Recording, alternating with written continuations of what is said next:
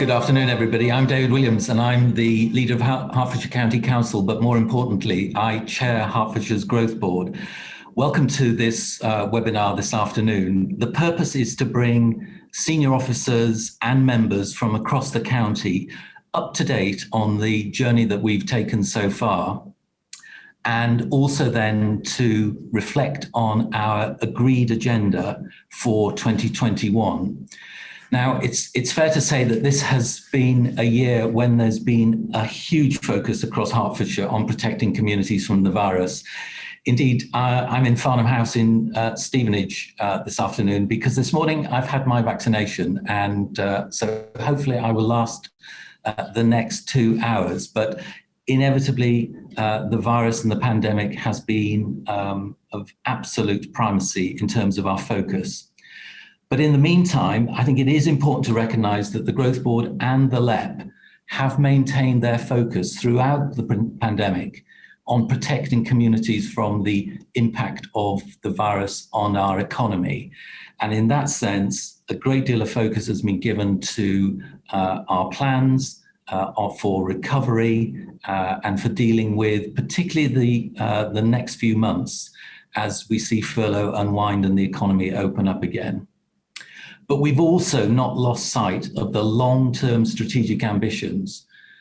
We've continued to work closely together with partners and ensure that our work is joined up.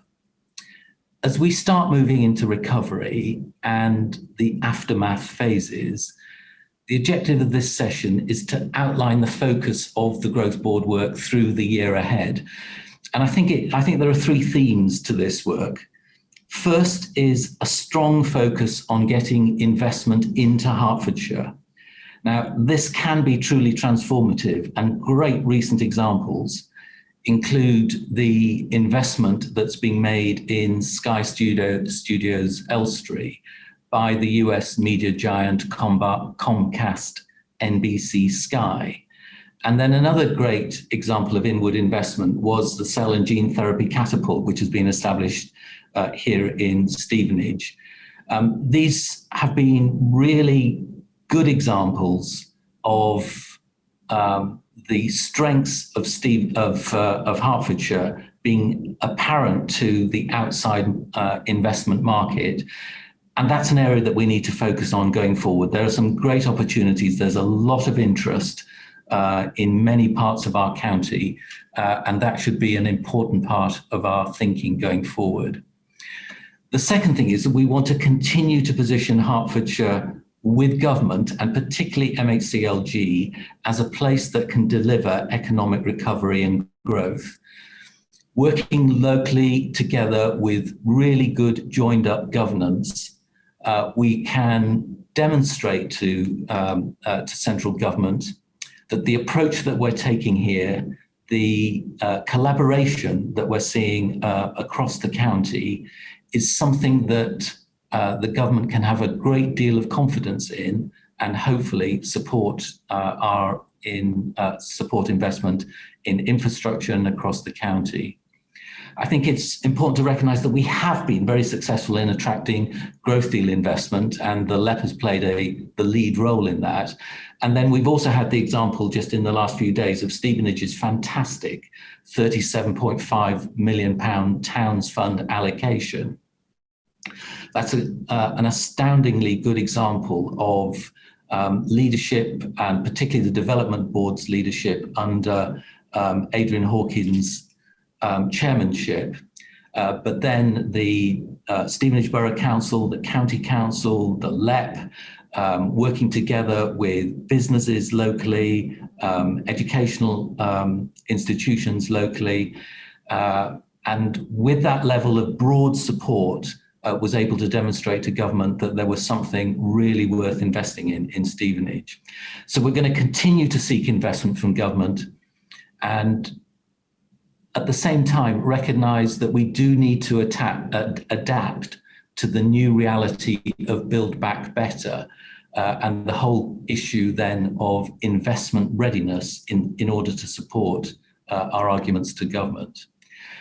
The third thing, which I think is really important, is that the board has increased its openness and visibility recently with the move to become a statutory joint committee.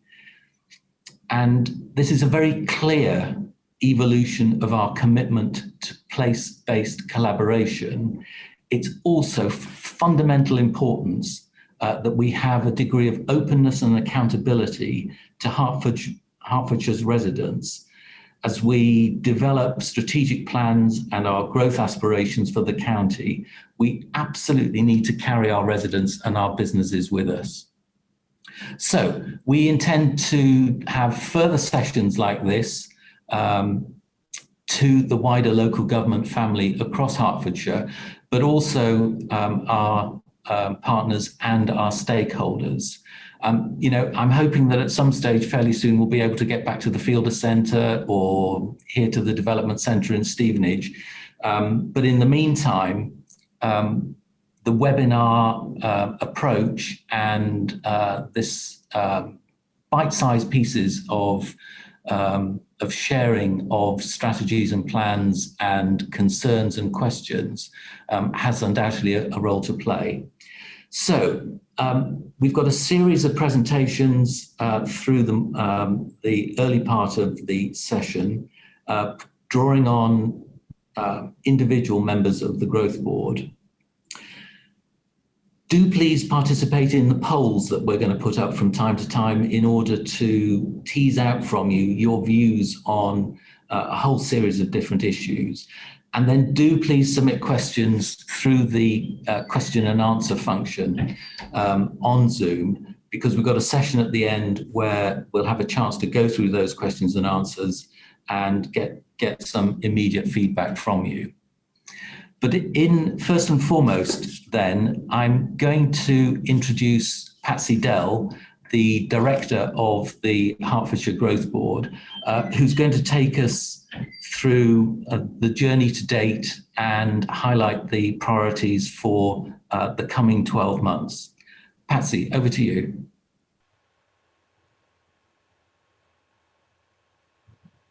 Thanks for that lovely introduction, David. And I'm going to talk to you. I'm Patsy Dell, Director of the Growth Board. I'm going to talk to you about what the Growth Board's been doing. As many of you will know, obviously the Growth Board was established by all the councils and the partners back in late 2018. And the work programme was developed in the following year from a collaboration of all the council leaders, the LEP chairman, chief exec and senior officers across Hertfordshire, looking together at what were the challenges, those key strategic issues that we need to come together to develop. And that's where the Growth Board work came from, that focus on a collaborative partnership, thinking about long-term place leadership in Hertfordshire. And that's the essence of the start of the Growth Board. And then the work programme that was agreed in late 2019 covers a range of issues set out in these categories that you can see on the screen in front of you. And the programme sought to really identify what were those things we could do together, our joint ambitions, those issues of common cause, for example, like the cost of infrastructure to support our growth in Hertfordshire. There's an infrastructure price tag of nearly £6 billion for the growth that we need to deliver over the next 15 years. That's an issue we can only tackle by working together collaboratively. We've got other challenges that are common and are a good reason for us to come together. And the programme has really sought to try and enable that joint working so that we can together pursue those longer term place ambitions for Hertfordshire across those key areas: homes and communities, infrastructure, think about the environment, climate, carbon sustainability, how we support our economy and jobs, how we get investment in, how we position ourselves with government as a place that they can do business with and give us support and hopefully investment there. We've also developed a place narrative that's common to the partners, so that when we all describe Hertfordshire and we have those single conversations with government, we speak for the same place that we all recognise, and a narrative that really supports the kind of collaborative and joint work that we want to do in Hertfordshire. If I could have the next slide, I'll cover what we've been doing in 2020. At the start of 2020, clearly nobody could really envisage the impact that the the COVID pandemic was going to have on all of us, nationally, internationally, on the partners within Hertfordshire. And although some of the other presenters later are going to talk to you about the Growth Board programmes, I just want to talk to you about what we've managed to do whilst all of our partners were supporting communities from the impact of the virus on them. We've managed to keep the Growth Board work going and really focus on longer term needs and also protecting our communities from the impact of the virus on our economy. So in that time, Growth Board partners have signed a collaborative MOUs stating publicly that we're going to work together on Hertfordshire's challenges. We've set up the work programme, we've established corridor programmes and a set of projects that really bear down on the key strategic issues for Hertfordshire. We've set up programme and project management. So we're working effectively and efficiently. We're serious about this work in Hertfordshire. And that's what this Growth Board arrangement, the Growth Board dedicated team, and the work that we're doing in the projects and how we're managing them speaks to that ambition. We developed an economic recovery and growth strategy and prospectus, and we've worked with government, co-designed and developed some of that with them. We've had positive feedback from them on what they see happening in Hertfordshire and the ambitions that we have. We developed a compelling narrative. So we've got a good story to say about what Hertfordshire stands for and what its ambitions are. We've developed a website and that visual identity of the Growth Board and what it's all about. We've done national webinars about our work and we've raised the Growth Board programme and it's now much more widely understood. And a further evolution of that is to change the governance of the Growth Board and move all of our work much more publicly. So the Growth Board is now a statutory joint committee with an integrated governance framework. All our meetings are open to the public and the work that we're doing is much more transparent and visible. So if I could have the next slide, please. And in 2021, we want to take advantage of the programmes that we've still got running, but also to reflect on what the COVID pandemic means for Hertfordshire and how we can respond to the period of recovery and aftermath. And these are the three themes that we're structuring and pivoting our work around in 2021. So we're continuing to think about future Hertfordshire, what kind of place over the medium and longer term Hertfordshire is and will become, and how we protect the things that make Hertfordshire so special and that our communities care so much about. So we want to do joint planning, collaborate over that and work together. We're thinking about climate change and sustainability and how we address climate emergencies and climate situations and carbon reduction in our county. We're thinking about how we work with the health sector and how we deliver the well-being through placemaking that our future growth deserves, and also how we can plan the delivery of infrastructure with the health sector better and work more closely with them on that. We're doing community wealth building. So we think about how the money we spend on behalf of the public in Hertfordshire, we can get the most out of that investment in Hertfordshire and make it go furthest so that we have more inclusive growth and well-being in our communities. We want to really up our game on the digital agenda, build on the work we've been doing, but make sure that Hertfordshire is leading on digital placemaking and digital provision in our towns and cities to help our economy move forward. A really key part of our future work programme is being investment ready. So making sure that Hertfordshire is a place where both government, public and the private sector sees opportunities to invest in us, so that we have the ability to protect our communities from the impact of the virus on our economy, and that we're creating the right conditions for investment by having projects that are investable, understanding how the investment in our economy needs to be supported, and really looking at what's the art of the possible for the councils and the local enterprise partnership in Hertfordshire to work together to stimulate that investment. And we want to be delivery ready. And we're talking about the homes that Hertfordshire needs there and making sure that the Hertfordshire housing pipeline for the period up to the mid-2030s, really having clarity about what we need to do to support the delivery of that pipeline, particularly the delivery pathway that involves planning, it involves all kinds of support, where we as the local authorities can come together and try and help enhance and increase that delivery pace. So working with encouraging off-site manufacture, modern methods of construction, how we can improve planning, how we can join up the work that we do to support our partners in the construction sector to deliver the homes we need. Those are going to be the focus of our work in 2021. We're interested to know what people think about that. And now I'm going to hand on to Matt, who's going to talk to you about the work we're doing in the Northern Corridor. Thank you. Thank you, Patsy. If I add the next slide, please. Thank you. So the Northern Growth Corridor was formed in March 2020. It's chaired by Councillor Sharon Taylor, with me as the lead CEO, working alongside colleagues from Welling Hatfield, Broxbourne, East Herts, North Herts, the County Council and the LEP as well. We've established political, chief executive and programme leads for each of the programmes, which I'll run through briefly now, starting with plans to accelerate housing delivery. I won't say an awful lot on this one because colleagues will be speaking about it in more detail later in this session.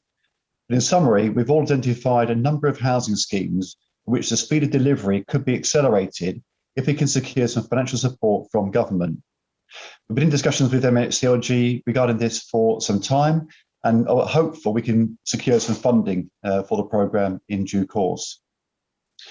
Moving on to community wealth building. Now, for those of you who may not have come across this concept previously, community wealth building is a people-centred approach to local economic development, which redirects wealth back into the local economy and places and control and benefits into the hands of local people. And there are 5 key principles around the plural ownership of the economy, making financial power work for local places, fair employment and just labour markets, progressive employment, procurement of goods and services, and socially productive use of land and property as well. So the aim here is to work together across both of the growth corridors to develop a county-wide approach building upon some of the pilot work that's been done in Stevenage, including last year, the launch of our cooperative and inclusive growth charter. Moving on to science and technology. Now, this work stream recognises the outstanding opportunities we have in the science and tech sectors within Hertfordshire. The only focal point for this is the cell and gene sector in and around Stevenage, which is an area of growth and opportunity. With one of 2 global GlaxoSmithKline R&D hubs being based in the town, along with the cell and gene catapult and the catalyst, as a solid foundation to build on. To support this, Herts LEP are working on a sector action plan which will consider how we can foster the right environment and enable growth which will benefit Hertfordshire.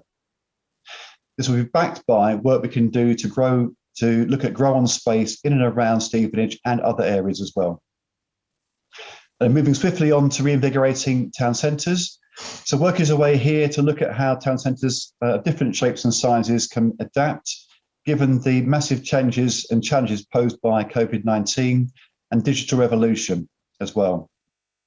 So the approach here is to look at both shorter-term responses to the immediate changes and challenges presented by COVID, be followed by looking at longer-term actions to enable our towns to have a thriving future.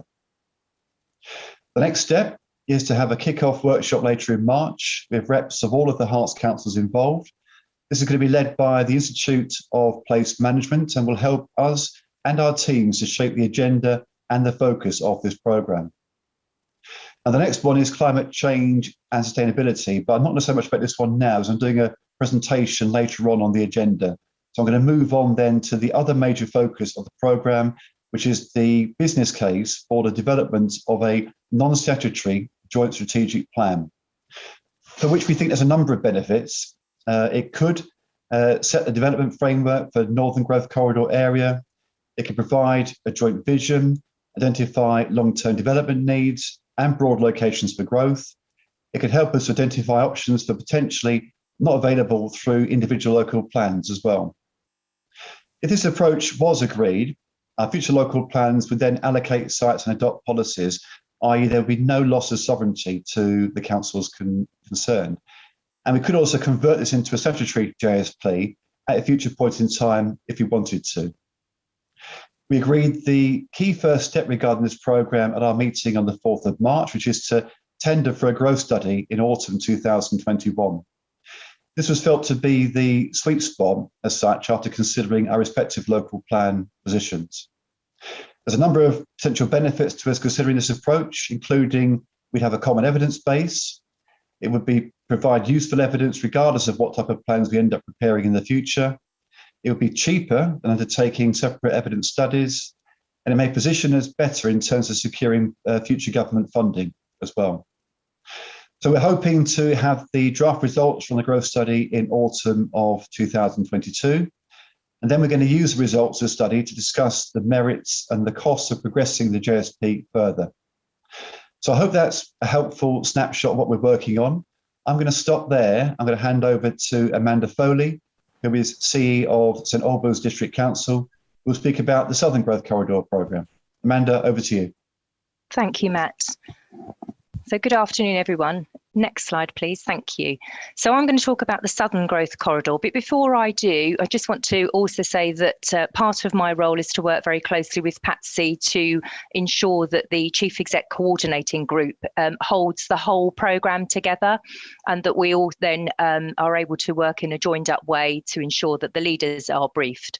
And that also means that we invite other guests to come to the leaders' workshops and briefings, for example, key people from MHCLG, so that we can probe in a transparent way where the developments need to be and what their interests are and where we're likely to get funding opportunities. So alongside that work, both Jeff Stack from Broxbourne and I lead the Southern Growth Corridor, and that was formed slightly earlier than the Northern Growth Corridor in January 2020, and it's chaired by Linda Hazy. And there are different political and chief exec leads established for each of the work streams, as you might expect. So we follow a similar format to the Northern Growth Corridor, but we've got slightly different focuses. We all share the accelerating delivery for the homes in Hertfordshire. We're all working towards the delivery of the 100,000 new homes target. And within the Southern Growth Corridor, this is where we really line up on the east to west corridor, from a point of view of having the Hemel Garden community at one end and the Harlow Gilston community at the other, Garden Town at the other end. And both Andrew Williams and Linda Hazy will talk to you a bit more about that later. But in addition to that, within our growth corridor, the southern side, we've got the Watford Junction quarter, which will add to that project and add to that delivery of the 100,000 homes. And Peter Taylor will talk to you about that a bit later too. So some of the areas that are slightly unique for this side of the growth corridor, particularly are the creative and screen industry sector, and that's led by Councillor Maurice Bright. And this group is particularly investigating what support the LEP and the Growth Board can give to this sector to support the recovery and the growth. And it's a very important sector for our area. So we're currently carrying out an audit of square footage requirements for the sector. What are their actual needs? And at the same time, investigating whether there is an actual need for a physical campus for this creative sector and where that might be, which has a link to the skills development. So it would actually provide a home for developing skills. And this work will also help us to establish current and future skill requirements to make sure that that sector thrives in our particular area of Hertfordshire. So we're actively looking at that at the moment and working alongside local educational institutions to also tie up skills development programs so that we have that pipeline of people ready and equipped to avail of jobs that will be available in the future at those physical locations. The other aspect that we're working on, which is incredibly important to the growth corridor east to west, is the Hertfordshire Mass Rapid Transport Scheme project. The current growth opportunities are challenged by the very poor connectivity east to west. And so the Mass Rapid Transport Scheme is really key in terms of unlocking that capability and unlocking the availability of growth in that corridor. This project is led by Councillor Derek Ashley, and it's a hugely exciting project, and will deliver sustainable transport infrastructure and services to support the planned and future growth corridor work and beyond. The route is yet to be confirmed, but it will provide a high quality public transport, walking and cycling route across the corridor from east to west and down to Watford. The current stage is focusing on the preparation of route options and the strategic outline business case. And our next steps will include engagement and activity, which is planned for the summer 2021 to showcase the MRT project, including a soft launch of the name, branding and the website, and to promote consultation later on in the year. The formal consultation on the strategic outline business case is planned for autumn 2021, and this will be a chance to get views on the shortlist of MRT options for that route corridor and the type of MRT system and how it could operate. And then the completion of the strategic outline business case is scheduled for March 2022 with delivery post 2030. The likely cost is between 1.5 and 2 billion. So it's a considerable investment in that corridor transport scheme, but I'm sure that you'll understand that it's very key to unlocking the good growth that we have the potential to achieve in that area. In addition to those key projects, there is also work on supporting and resetting the South East Herts economy, which is led by Councillor Lewis Cocking from Broxbourne. And there are a series of 5 significant projects being led by Broxbourne Council, which includes Park Plaza West, the new Park Lane railway station at Waltham Cross, a development of a new business park and high-tech starter centre called Maxwell's West, and the Brookfield Riverside and Garden Village, and then the Waltham Cross Town Centre regeneration. So the aim is to support the physical and economic regeneration, recovery and growth within Broxbourne. Chris White will now be talking to you on the joint strategic planning collaboration, which is a little bit further ahead in South West Herts because we started the programme slightly earlier. So I'm handing over to Chris. Thank you. Thanks very much. I've been a councillor for 28 years, and as a result, I've seen all sorts of permutations of how joint strategic planning has been done. I mean, the post-war arrangement was a creature called Surplan, which most people have now forgotten, but was a sprawling regional authority covering London and all the strategic authorities around it. And it produced a regional plan, and the role of county councils was to produce structure plans in accordance with the regional plan, and then district councils produced local plans in accordance with the structure plan. It had the benefit of coherence, but of course it was very top-down. In the late 1990s, there was a determination, as politicians said, to simplify the system. Although I think many would add that whatever happened, it always got more complicated once it had been simplified. But such is the relationship between local government and central government down the ages. Outside London, there were regional assemblies, which had powers to create regional plans, which were a bit like structure plans. And regional assemblies comprised representatives from all types of council, but also from the business community. County councils retained influence, but didn't really have structure planning powers, and districts had some representation here. So it was in one sense simpler, but in one sense also much the same. From 2010 onwards, the regional structures, regional assemblies, RDAs were all abolished, and with them any form of structure planning. And that was the point at which we rather lost the concept of strategic planning. All we were left with was the duty to cooperate, which I predicted at the time would end up in court, and I was somewhat right, certainly in my own authority's case. It's vague, and even now the government is wondering whether it should remain if we're going to reform planning once more. So where do we go here? Well, the now is that it would be useful to retain the best bits of structure planning and to lose the worst bits. So not having a top-down approach and having instead coordination between districts, coordination between districts and the county council, because the county council always has a vital role as transport authority and education planning authority, but also having a role for the LEP.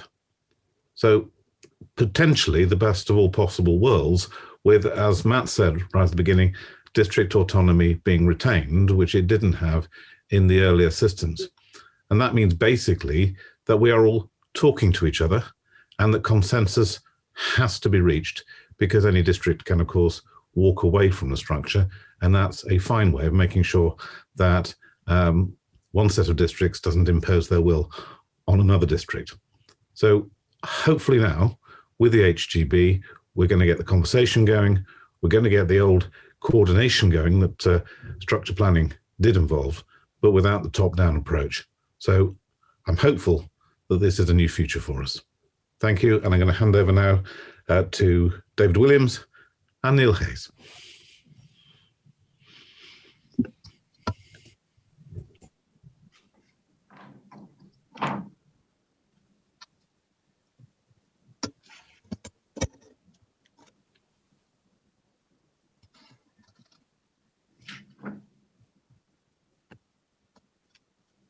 David, shall I take the first few slides? Yes, we've got the poll on the screen, but yes, if you want to kick off, Neil. Thanks, David. I'm just going to provide a bit of a context in terms of where the economy is at this stage, particularly as it's around 12 months since the advent of the pandemic, which helps set the scene. So in terms of, there are a number of different indicators, but just in some of the numbers here just show the scale of the interventions that have been required to keep the economy propped up in Hertfordshire. So the unemployment count is around 36,000 as of January. That is compared to about 13,000 from the previous year, so almost trebled over a 12-month period. That unemployment rate has levelled off, particularly in recent months as the extension of kind of interventions have occurred, which is a good thing. But clearly the scale of any change in a high-performing economy like ours is something that's challenging. And you can also see there are variable differences across the economy. So places like Watford and Broxbourne have a higher than the UK average, and places like East Herts, which has historically been very low, has seen the biggest year-on-year change. Some of the other figures are around in terms of the sheer amount of interventions from the government. So we've seen just under £1.5 billion worth of loans going into Hertfordshire businesses over the past 12 months from the British Business Bank schemes. We've had £200 million of grants paid through local authority small business grants or the retail and leisure hospitality grants. And at the moment, we have about 85,000 people on furlough, which is a significant number. When we were about 12 months ago, we were anticipating potentially 100,000 people losing their jobs in the county. We've revised that down to 60, and we're now looking around 40 to 44. So the picture is getting better, but clearly we're not going to know that much until the economy lifts and the schemes like the furlough lift in September. Next slide, please. So the focus of predominantly the LEP and working with our growth board partners has been around the whole area of resilience. So a first iteration of the recovery plan was published at the end of August last year, underpinned by a package which is the Getting Building Fund, which is a government initiative which we secured £18 million to invest in essentially enterprise innovation infrastructure, be it Elstree Studios, or the Royal Veterinary College, or the Bio Catapult up in Stevenage, plus a package of business support. So grants for those companies that are looking to pivot and expand. We launched a volunteer business support scheme, a crowdfund scheme for the leisure and hospitality industry, and a series of peer networks that are delivered in partnership. And I think it's important to stress that a lot of that is being delivered through a number of different organisations, such as the ones you see below you, all working across Hertfordshire, delivering a series of interventions. So I would classify as now the past 6 months or so has been focused on trying to do what we can with the here and now. But as we move forward, it's about some of those deeper long-term impacts and how we build our economy going forward. Next slide, please. So, on that theme, there are clearly long-term consequences that are going to hit the economy as not just COVID-19, but also Brexit. as we're seeing sort of things hitting the economy, particularly around logistics at the moment. We know that whole pattern of work and home has changed, and that will have an impact on our towns and city centre in terms of London, our big economy. Roughly about a third of the workforce commutes into London, so the impact of what's happening in London is crucial to Hertfordshire. There are opportunities within that, in my view, for Hertfordshire in all of that space. We've also talked about, the impact of working digitally and how much digital infrastructure has proven very critical over the past 12 months, and will do so going forward. I think the whole area around international trade and how the labour market works or doesn't work in some areas is unfolding as we speak. We are seeing the impact on place and on sectors. Some sectors have been powering through and working and growing and expanding, as you've heard. Some of them are struggling and will continue to struggle. So we need to sort of factor all of that in. And also recognising that this is, culturally, that we are looking towards things like addressing low carbon growth, addressing the climate emergency as we pause for thought, and also making sure that when we do pull together our combined plan for growth, that it emphasises the need for diversity inclusion. So it's not just about the high value stuff, it's not just about the high value places, it's making sure all parts of Hertfordshire can grow. I just had the reference to document to the right. That was a study that issued by KPMG in January, and it was all about resilience of place across the country. And actually, 7 of the 10 least resilient places were in the southeast, including 2 of ours. So there's a narrative here around there are fundamental challenges on our local economies going forward, which we need to address. So next slide, please. So what are we doing about that? So we're in the process of developing the second draft of the recovery plan, which will be issued probably late summer. So what we're using, given that the economy is essentially kind of on pause with lots of interventions that are coming in from the government, and that pause will lift by September, we're using the opportunity to go back to some of those issues and challenges and doing a deeper dive, in particular speaking to industry and business and getting their thoughts on where they want to go. So there are 3 categories that we're looking at. Those fundamentals, some of you may be familiar, there's a skills strategy process going on at this point in time. There have been some recent events, and that is reframing an existing strategy that's been historically been in development with the County Council, the LEP and the Department for Work and Pensions. But what are the COVID implications? We know that, for example, the biggest impact on the economy in terms of unemployment has been on 16 to 24-year-olds. They've taken the biggest hit.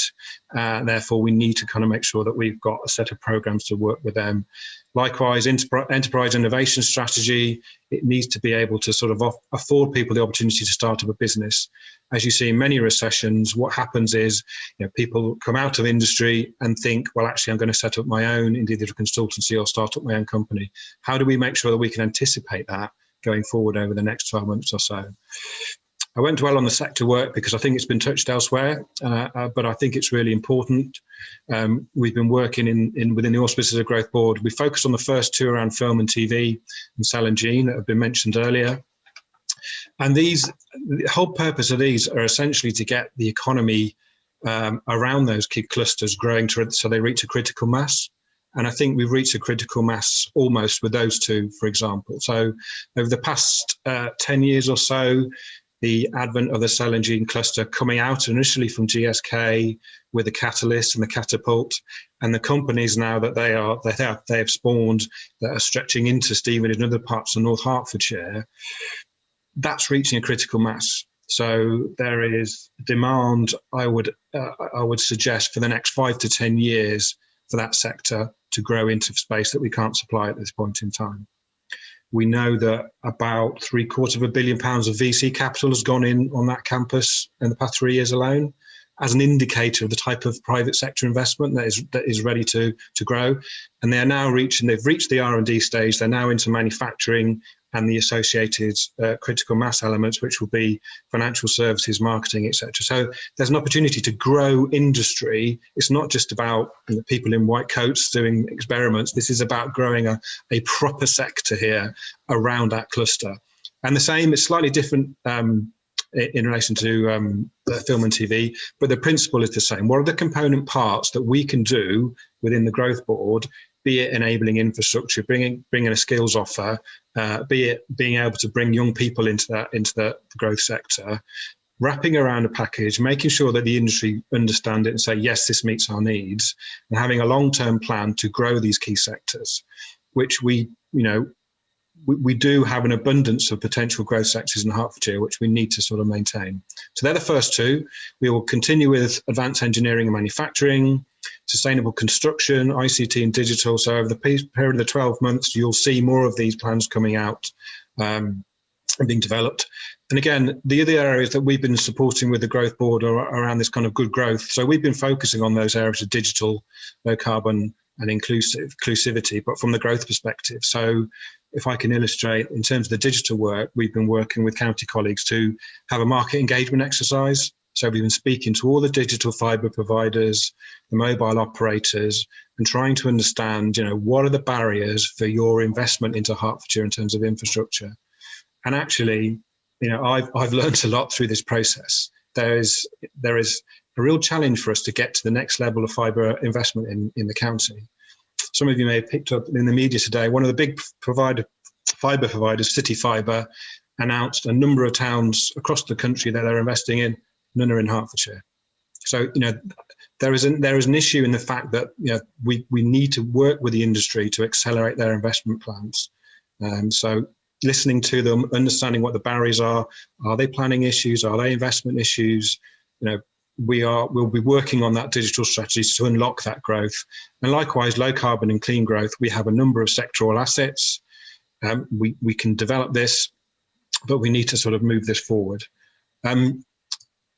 Again, so the plan is to revise the recovery plan, work within the growth board, and produce the next iteration over the summer. David, did you want to take on the sort of budget analysis onwards, please? You're on mute. Next slide, please.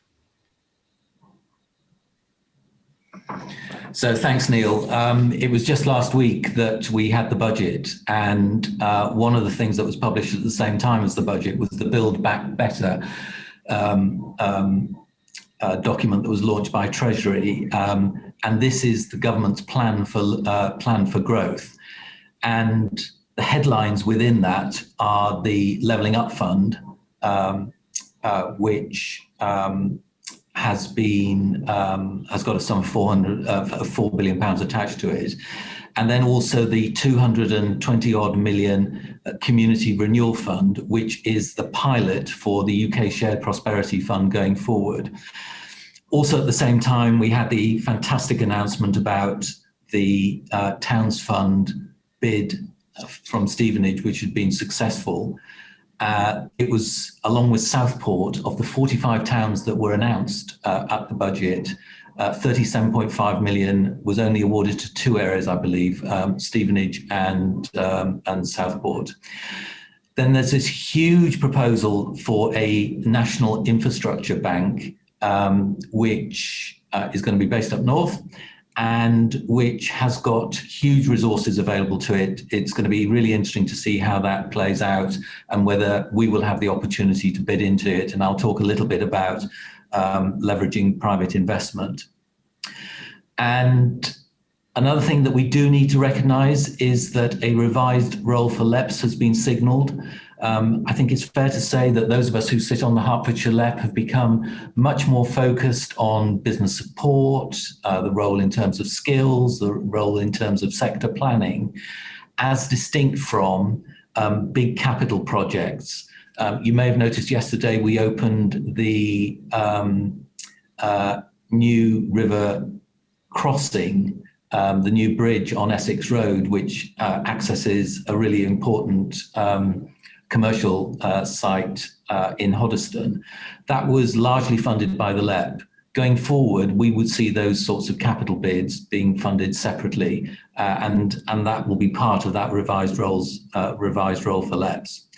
And then coming out of linked to Build Back Better are the key themes that have come from essentially from BEIS, the Department for Business, Energy and Industrial Strategy, where we're told there's going to be a name change soon, but we will see. But we do know from discussion, notably that Mark Breton has had with Kwasi Kwarteng, the Secretary of State, that there's a real focus on net zero and a real focus on digital coming forward from BEIS, and we need to respond to that. So can I have the next slide, please? What are the implications then for us? And so, as Neil said, we're moving towards a revised economic recovery plan, but we want to include within that some very clear investment propositions. We talk from time to time about shovel-ready projects as a shortcut for the way in which we do need to operate when we're bidding into funding pots for particular initiatives. And we feel the economic recovery plan needs to have those sorts of investment propositions in there. So we want to be rather more specific about what we want to see supported rather than high-level strategies and statements of intent. We want to see local priorities reflected, but it may make sense to do things on a slightly bigger scale. So we would group various projects together, and that may particularly have some resonance when we're talking, for instance, about the Southern Growth Corridor and what we need to do in terms of connectivity along the Southern Growth Corridor. So we need some compelling business cases and investment propositions, and we all need to be working together, the LEP, the County Council, the District and Borough Councils, key stakeholders around the county. I know, for instance, as a governor at the University of Hertfordshire, that the university wants to invest £85 million in a new computer science, physics and engineering building. And we need to work with the university to see if there are ways in which we can support that sort of investment proposition. So all of this is quite early on since the announcement in the budget, but there is a sense of direction here, and we want to be riding that wave in terms of pulling together investment propositions that make Hertfordshire investment ready. So can I have the next slide, please? So then, partly this involves us having a really joined up approach to government investment, maximising opportunities under the Levelling Up Fund and the Community Renewal Fund. I think we do have to recognise that the government has a focus on the north of England and some of the more deprived parts of the country, and areas such as Hertfordshire and other parts of the southeast. Given the criteria approach that you'll have seen in that announcement, we may struggle to attract some of the funding that we've attracted in the past, but nevertheless, we can't ignore those funding sources, and hence they will play an important part in terms of our work going forward. I've talked about the focus on digital and net zero. Just a quick shout out for colleagues at the County Council. We've now secured £33 million worth of funding to support net zero activities, investment in our school estate, investment in County Council premises. So we've already been able to attract a significant amount of money, which has to be spent very quickly, but will be making a real difference to, particularly to the school estate across the county. And the fourth bullet point in that first section, we do want to influence the Shared Prosperity Fund. As I said, we've got the Community Renewal Fund is a pilot. Government has made it very clear that it wants to see local government having a bigger say in how the Shared Prosperity Fund is delivered. And we want to make sure that we contribute to that and influence it, not least given our status as having a growth board, which has got this governance arrangement in Hertfordshire. And then we've also highlighted here leveraging private investment. Neil's talked about some of that. Really important in terms of the sectors, really important in terms of whether we're in a position to exploit the opportunities that are going to come from the National Infrastructure Bank, for instance. And given the success we've had with investments such as those I've talked about earlier, the Sky L3 Studios, the Cell and Gene Catapult, there are I have every confidence that there are lots of opportunities where we can work with developers and industries from around the country, around the world, in order to demonstrate the attractiveness of Hertfordshire and secure some of that important investment, recognizing that we may not get as much government investment as perhaps we've been able to secure in previous years. So that, I believe, concludes that section. Was there anything else, Neil, that you wanted to add before moving on? Just to add some of the comments made earlier in terms of in this element, it emphasises the need for kind of partnership and join up. We need to know that we've got a set of key sites coming forward that industry can invest and buy.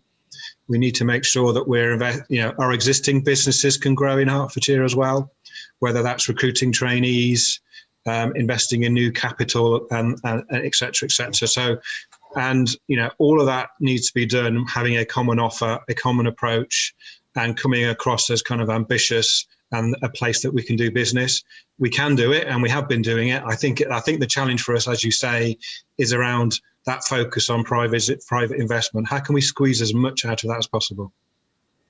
Thanks, Neil. So now we're going to move on to the section where we're going to be looking at making Hertfordshire delivery ready. And I'm going to introduce Andrew Williams and Linda Hazy, who are going to take us through. Andrew. Thank you, Dave.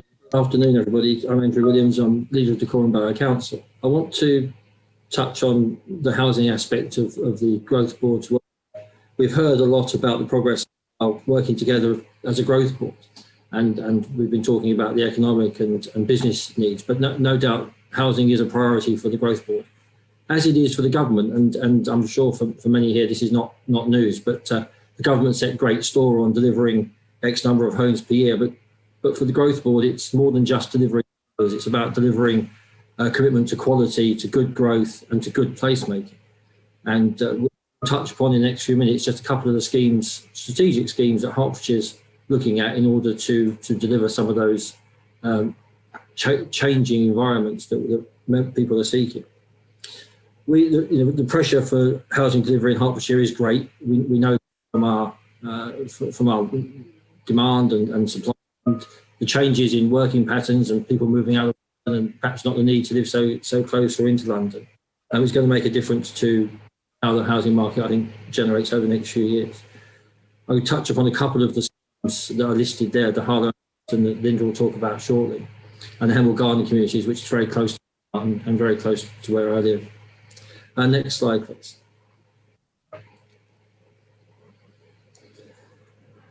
I think this slide, just to demonstrate the challenges we face in terms of delivering on the Hertfordshire Growth Board's commitment to 100,000 homes, new homes in Hertfordshire.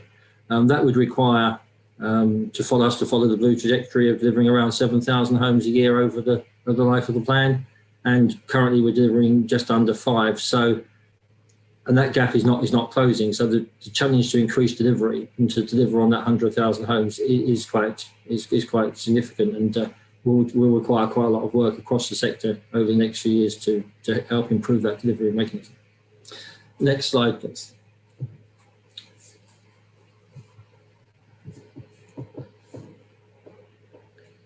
And I'm sure this will be familiar again to many, but just to emphasise the situation, there's a lot of green on this slide, which is where the government sets the test of the housing delivery test and whether we're delivering against our targets. And the green is those councils which are deemed to be, or those areas which are deemed to be delivering against their target.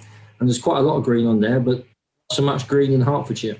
In fact, 7 of the 10 areas in Hertfordshire are orange.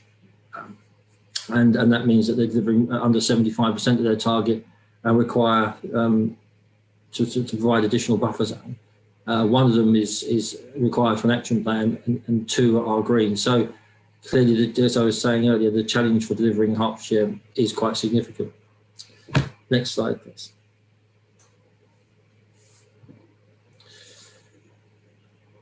I think this demonstrates, just taking through some of the issues that we do face here, there is a decrease in supply of affordable and supported housing. Hertfordshire is an expensive area to live, and there has been a reduction in the grant government subsidy for the supply of socially rented homes. And I know from our own authorities' work that delivering socially rent or low cost housing does require a high degree of subsidy, and that's not always easily available. We do have an ageing population, and there are significant challenges around land availability. We just and the public perception, I think, around the use of how much greenbelt we use in order to deliver our housing requirements, and the balance that we need to strike. We've already touched upon several occasions the climate emergency, and the need to do more around our environment, and we need to balance those needs off. Increases in clients with complex needs, we find increasingly that people are presenting, particularly in the socially rented sector for housing, do come with, in some occasions, with more complex needs and need more support in order to access the housing market. Reductions in related support, funding ratios, and the impact of COVID-19 on the flexible working patterns. As I said earlier, I think as that comes through, that will make a difference to what our housing market might look like in Hertfordshire, and the way in which people travel and access employment across the county. Next slide. Thank you. So I want to just show some of the things that we're doing to accelerate housing delivery, using our housing and planning intelligence to create an evidence-based pipeline of housing schemes coming forward, which is what we want to do, and to be aware of what strategic sites are coming through the system. As I said earlier, there are a few key sites that we've got in Hertfordshire which are capable of delivering quite significant numbers of new homes, and focusing on those and trying to bring those schemes forward. Working closer with the registered social landlords, the Homes England and the government, to understand the pressures that we have and to access as much funding or whatever funding opportunities are available. We have been able to do that in terms of taking forward some of our major schemes, but as always, funding remains a challenge. Planning prioritisation of our key strategic sites, and understanding and supporting the needs of traditional and as was touched on earlier, the off-site manufacturing, which is a new and growing sector of the market. Managing and increasing our relationships with investment and delivery partners and agencies. I mean, as I said, working very closely with government and its agencies. We're looking to develop a developer forum later this year, so work closer with the development industry and understand their needs and requirements. As I said, off-site manufacturing, and hoping to secure some of that capacity within Hertfordshire, and working through their work with the construction transformation partners. A lot going on in terms of understanding and taking forward the development needs. Next slide, please. One of the areas in which we're hoping to support the off-site manufacturing is through the Hertfordshire Enterprise Innovation Quarter, which is the enterprise zone jointly shared on the edge of Hemel Hempstead between Hemel and St Albans, and also taking in a couple of Hertfordshire's world leading facilities at Rothampstead and the Building Research Establishment at Garston, all part of the enterprise zone, and looking to develop and work with those green and growing sectors that such as off-site manufacturing, which have the capacity to reinvigorate the delivery rate of housing across the country, but more particularly in raising to that challenge I was talking about of Hertfordshire delivering 100,000 homes over the plan period. Next slide, please.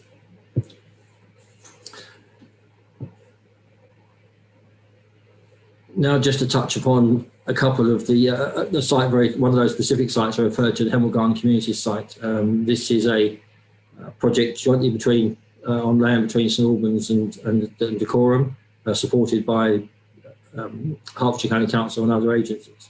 It seeks to deliver around, as it says, around 11,000 new homes, jointly between, say, Dacorum and St Albans, around just over 5,000 on each, and to support up to 11 or 10,000 new jobs across that sector. But also, very important to the Hemel Garden Communities project is the transformational approach that it can have to the existing new town of Hemel Hempstead.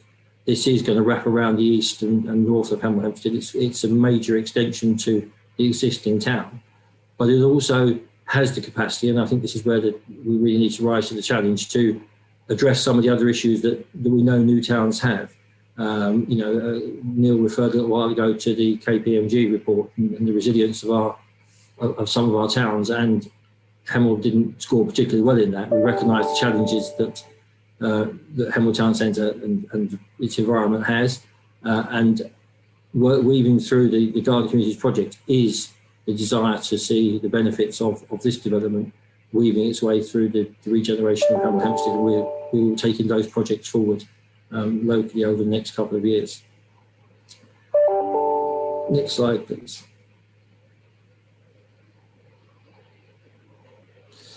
So it's a bit more, Hemel Garden Community is designed to be, as I said at the start of this, it's not just about delivering homes, plonking them down and ticking the box because we've achieved our numbers. We want to achieve a transformational approach to housing delivery that actually creates neighbourhoods that people want to live in, recognises the changing as a pattern of life and work, maybe create more opportunities for working within the home working environment to be recognised, and that people will not need to travel so much to their work. At the same time as creating hopefully lots of jobs in the growing sectors around the enterprise zone and around the Hemel Garden Communities, so that we have a whole life work experience in a setting and environment which is welcoming and well placed, and delivers all of the aspects of the lifestyle that people want, that not just considering the number of homes we can provide, but the way in which they're provided and the quality of the environment that people live in. Next slide. This is the. Thank you. This just is a quote from the original, a still from the original vision for Hemel Hempstead as a new town, and I just think it's as valid now as it was then when it was written in the 1940s as a vision for Hemel Hempstead and a vision for what we're trying to achieve in taking forward the next stage of the Hertfordshire growth pattern. Thank you. And if I could now hand over to Linda Hazy, my leader of East Hart, to talk about Harlow and Gilston. Thank you, Linda. Thank you, and good afternoon. This is a map of East Hertfordshire. The green, as you would expect, is in the green belt, and the red are the strategic sites that we have now managed to adopt. As you can see, essentially all of them have had to come out of the green belt. So getting our district plan through was pretty rocky, but we got there, and these sites are now basically all under some sort of development, even if it's at a fairly early stage. For each of these sites, we set up master planning groups at an early stage, which includes residents, parish councillors, town councillors, district and county councillors, the developers themselves and any other promoters, and also other really interested, positive-looking individuals. We have to deliver the 19,000 homes by 2033, and our biggest site is the Gilston area, which I will talk about now. Next slide, please. So Gilston is part of the Harlow and Gilston Garden Town. The Gilston area is for a total of 10,000 homes, and the Garden Town itself will deliver some 23,000. Gilston will be made up of 7 villages, 1 to 6, and the 7th one, which is under the development by a separate developer. And the conversations on the development of Gilston started some 4 or 5 years ago. Obviously, the residents found this very difficult to get to, and there was a great deal of opposition. However, we kept talking and we kept talking, and we are still talking.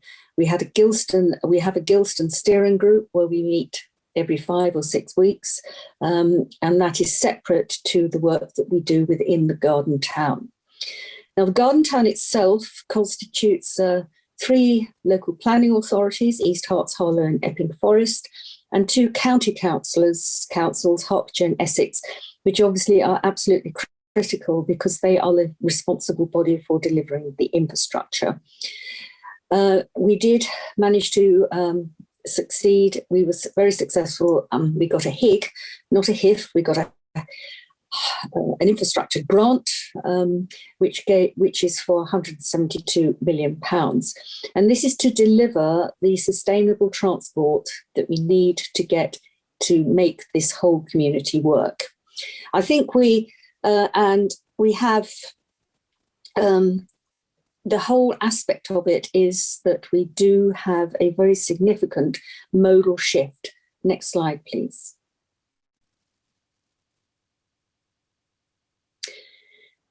So modal shift is one of the fundamentals that we are applying to the Garden Town. And we are working very closely with Hertfordshire County Council on their LTP4 and making sure that 50% of the journeys across Harlow, i.e. out of Gilston or out of the other areas that are on within the Garden Town, are in a sustainable way. This is not going to be easy to achieve. It needs a change in mentality, in thought of the residents who will be living in these new areas. But it also means that we do have to have the right infrastructure right from the very beginning to help this to happen. And I think that's what the HIG is all about, is to provide the infrastructure, the road crossings, the transport out to the new PAH, which will be up on the M11 near Junction 7A, which is currently being built out. And we have to help people get on their bikes, walk. Is there going to be a new concept of Uber buses? You know, not everybody will be able or want to own 2.4 cars, so long as we're able to demonstrate that actually there are practical, economic and useful ways of getting around the area. And as each of the villages will be built out, they will be built out using Garden Town principles. So the importance of open space, of the importance of the 15-minute, 20-minute town. So each of the villages will have its own skills and opportunities for employment. The Garden Town itself is a formally constituted board. The board is not decision-making. Each of the decisions then has to go back to the local authority for ratification in whatever constitutional format that is required. But we do have very common policies. So we have common policies on sustainability, on stewardship, on engagement, on design quality, etc. Because we are looking at this as being the next generation of Garden Town. Thank you. I'd now like to ask Matt and Peter Taylor to go on to the next session, please. Thank you.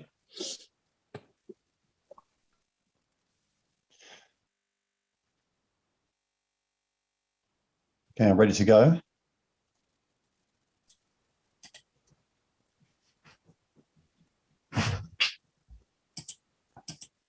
Right, thank you. Can I have that's the first slide? Thank you very much. So, to talk to you a little bit about the Herts Climate Change and Sustainability Partnership and how that's come into formation. So, the genesis of this was actually Councillor Linda Hazy and I expressing an interest about doing something back in 2019. I think the rest is probably history, Linda, I think, from there on. So after a number of discussions about the formation of the partnership, it was agreed by the Herts leaders to form it back in January 2020. Whilst the HCCSP reports into the Herts Leaders Group, it has very strong links to the climate change related work of the Hertfordshire Growth Board. We held our first meeting back in May of last year. It's chaired by Councillor Graham McAndrew from East Herts District Council.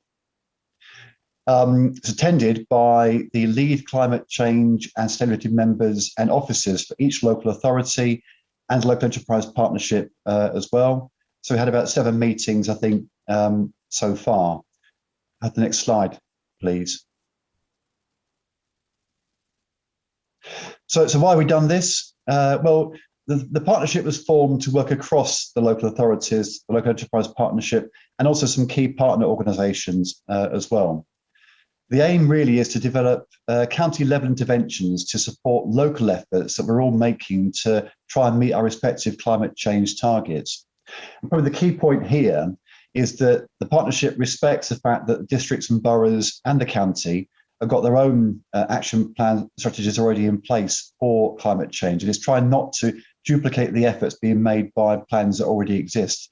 This is about identifying additionality and about doing more to tackle this, what's probably the biggest challenge that we face across the planet at present.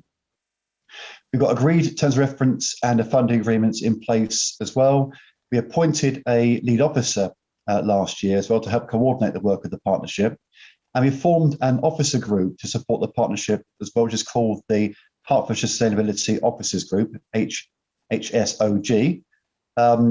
I think prior to setting this group up, actually, reflecting back, I didn't know how many people were actually engaged in this agenda across the county. But we now know actually how many people actually are working to try and tackle emissions and tackle climate change across the different councils. And I think that's really helpful to have that information and to have that group together as well. Next slide, please. So the first challenge really was about where to start then, with a really big agenda. And post-discussion, the partnership agreed to focus upon 4 key themes. Those themes are transport, biodiversity, water, and carbon reduction. And we've now got in place officer subgroups for each of these themes, and each of them is working on developing their own strategic action plans at present. Next slide, please. Ultimately, it's about then making it real. So what are these 4 plans going to be looking at? Well, they're each going to have a section focusing upon quick wins, focusing upon medium and longer term opportunities as well. In the transport section, for example, we're looking at quick wins for active travel. We're looking at policy change options in other areas around electric vehicles, taxi licensing, and so on. We're looking at a focus on delivery of current policies and strategies as well, and also looking at how we could perhaps better coordinate long-term behaviour change through specific campaigns. With regards to biodiversity, we actually reviewed the draft action plan at our meeting earlier on this week. We're undertaking a county-wide biodiversity baseline study to look at the identification of opportunities for biodiversity improvement and to develop an evidence base for biodiversity net gains. We're also looking at how we can influence policy at local level, how we can lobby government effectively, and also more education and awareness raising for this important topic as well. With regards to water, this was the first area that we focused upon as a partnership. We have now approved the Strategic Water Action Plan, looking at a number of things through this plan, including how we can optimise use of building regulations, how we can improve consultation and engagement with the water companies, the Environment Agency, and with regards to sort of local plans and planning applications as well. We're exploring if we could improve consistency on planning policy across local planning authorities on water sustainability, potentially via a template sustainable planning document. And again, we're looking at behaviour change opportunities too, given that we are one of the highest users of water as a county in the country at present.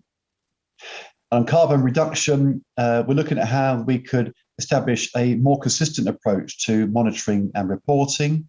We're looking at improved training for our staff, opportunities for the councils to reduce their emissions, opportunities for work to happen more broadly across our towns, working with our businesses, and again, looking at awareness training and recognition.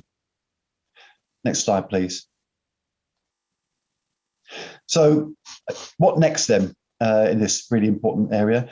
Ultimately, my ambition, I think our ambition for the partnership is that the plans that we develop will inform the relative focuses of the 2 growth corridor boards and also our future growth bid to government as well, hence the very important link to the Hertfordshire Growth Board. We have and will maintain an ongoing focus on identifying funding opportunities and sharing best practice. And David mentioned earlier on about the National Infrastructure Bank being launched later on this year, which is going to have a a significant element that's going to be focused upon developing green options as far as possible. We don't pretend to know everything about the agenda across all the councils, so we have identified a number of support channels, including the Association of Public Service Excellence, APSI, working with the LGA, with Transitional Towns and Transitional Space, and the University of Hertfordshire, who we are hoping can undertake some academic assessment of our action plans as well. We're focusing on sorting out our comms strategy and launching a website as well. We held our inaugural climate change conference webinar back in December of last year, and we've got more events planned for this year as well. We've recently undertaken a number of calls actually with the lead members and officers across the partnership to help inform and discuss the priorities for it for the forthcoming year. Has some really good feedback from all those that have taken part in those conversations, which we're very grateful for. We have an ambition that the HCCSP and really Hertfordshire is going to be an exemplar for other county areas with regards to how it works together to tackle climate change and emissions. So all in all, I think we're off to quite a good start in quite difficult circumstances following COVID during the course of last year. But there's much to be done, but we're really up for it. And I think we're well positioned to really improve our focus on this area over the coming months. Thank you very much. I'm going to hand over, I think, to Linda. Thank you very much indeed. I'm just going to sort of try and pull some of the strands of the projects together, looking at very much how they impact the health and well-being of our populations and our residents. And I think the picture that you can see on the left-hand side pulls a lot of it together. So we've got bicycles, we've got people walking, we've got lots of green, we've got one sort of grey car sort of faded away, but that's fine. I have to say I'm not too sure about the pigeons, but I'm sure they have a role in life as well. We can turn them into robins. Next slide, please. So yes, one of the fundamental pillars of the Growth Board in all the projects that we are looking at is to ensure the quality of life for all our residents, both those who are already here and those who will be coming. And that is the golden thread that I see running through everything we do. We all become councillors because we care. And that is very important, that actually this caring is seen as the golden thread. I'm not sure about the sandpit either, but still, never mind. Let's move on to the next slide, please. I think one of the things that we do need to be very aware of is actually the pressure that Hertfordshire sits in. And that's one of the reasons why we are very keen that the projects that are happening ensure the integrity and the future of Hertfordshire. There is significant pressure from London coming up into Hertfordshire, and there is also the Oxcam ARC, which in the last couple of weeks has been given significant prominence and development by the government. So we will see major pressures coming downwards as well as coming upwards. And if we're going to be able to support the growth and the pressures, we need to make sure that we do it in a very good way. So we need to build healthy places, and we need to work with all partners across that. Next slide, please. So we are committed to delivering quality, affordable and sustainable housing. We're all committed to using the town and country planning 9 principles of development. And we're also, the importance of open spaces and green infrastructure have been very evident in the last 12 months. I think we also need to make sure that we develop safe and secure developments where people do feel safe, and the design is so important to ensure that safety is inherent. And it's also very important that we see that leisure and cultural activities are all there to balance what we're doing. And again, it's the best governance and the best stewardship. Next slide, please. So we have to do this in partnership across the districts, with the county, with the LEP, to produce great places where people want to live and have great lives. And this also, it does include the health sector, the public health sector. And I think if we look at how people develop within their lives, 80% of the quality of your life is making sure you have a good place to live and you have good friends and good opportunities of mixing.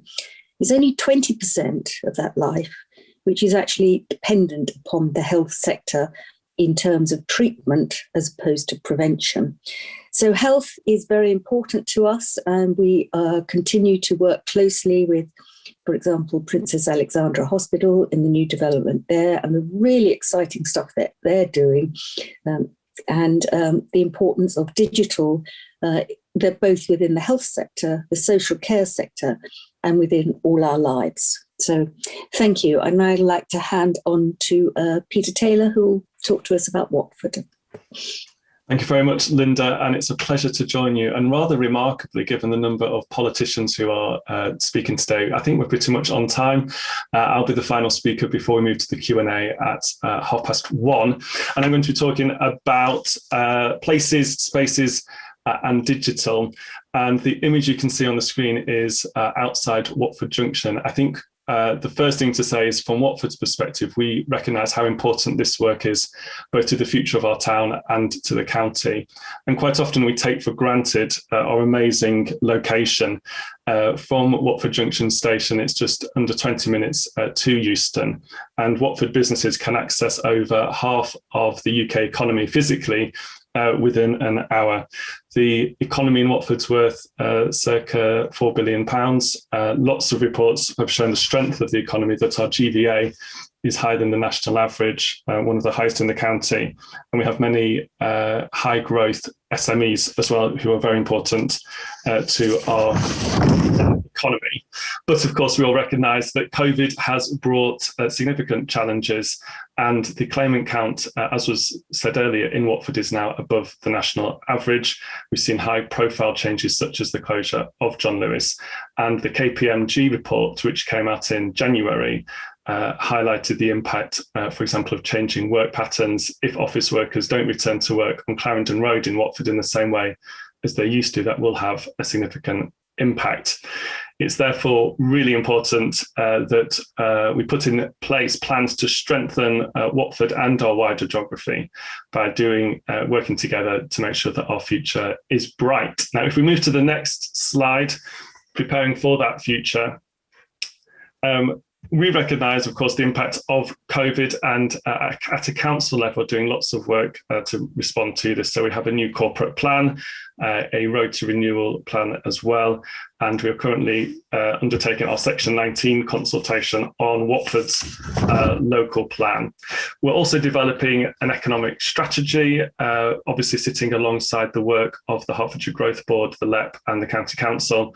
This has 8 elements to it. I won't go through all of them, but it focuses on a thriving and productive economy, equipping our residents to access employment opportunities, supporting our key sectors, and supporting the development of South West Hertfordshire's profile as a centre for the UK film and TV industry, which was mentioned earlier. Together with our partners, we are strengthening the brand narrative of Watford as well. So there's a clarity for businesses about why they should choose Watford and Hertfordshire for their businesses as a great place to locate and invest. If we go to the next slide now. I think one of the really important themes that's been highlighted throughout this afternoon is the importance of creating communities. It's not just about housing development. We recognise that town centres will be the heart of local communities and increasingly a place to live as well. Together with the LEP, we've invested significantly in the public realm in Watford and improvements at Watford Junction as well. We've also increased the level of engagement with local businesses the Managing Director of Watford Council, Donna Noland, and I have had lots of meetings over the last couple of months with major employers in the town. One of the things that struck me from those conversations is the resilience of local businesses. They are quietly confident about the future and prepared to adapt as necessary. We recognise the public sector sometimes needs to take the lead to assist delivering new communities, of course, and sometimes plans take a while to deliver. Watford, together with private sector partners and support in the past by the LEP, is developing the Riverwell development by Watford General. To date, we've delivered 75,000 square feet of new commercial space. We've already delivered 500 new homes there, which are either completed or under construction. And that work continues with a further 800 new homes, a primary school, a hotel, a retail and commercial space, are all in the pipeline. It's taken some time, but these exciting plans are emerging to deliver a new hospital, new Watford General Hospital, serving everyone in southwest Hertfordshire. The scale of the opportunity around Watford Junction is significant as well to the county. So this development will see 3,000 new homes, 2 schools, employment space for 7,000 new jobs, possibly one of the most sustainable locations in the county, given how quick you can get into central London and elsewhere. With partners, we continue to assess the infrastructure and development needs. But as I said earlier, the key thing about all of these developments is creating communities that are sustainable and where the residents can enjoy good quality of life. If we move to the next slide now. We need to protect and improve our employment and green space alongside the housing growth. So some of the images on the screen, the one in the top left is of Watford Business Park. In the recent weeks, we've agreed plans for a £20 million investment there to improve the quality of the offer to businesses supported by the LEP. This will develop 75,000 square feet of new commercial space. Once again, Watford will deliver a complex CPO, and that is now underway. The top image in the top right is of Croxley Park, which the council are now own the freehold, and we are working there to develop 85,000 square feet of new Grade A office space. In the bottom left, you can see TGX Europe. They're building on Clarendon Road, working with them to develop this new 12-storey office space, and it'll be their European headquarters. And in the bottom right, we have Oxley Activity Park, which is a new development that's actually the biggest problem there has been just how popular it is. It includes a new cafe, bike trail, skate park, adventure playground, new habitats, improved ecology as well. One of the 12 green flag parks in Watford. If we move to the next slide now. So this is about digital and connectivity for all. I'm told that 99.9% of places in Watford have superfast and fibre broadband coverage. I've still to locate those 0.1% of people who don't.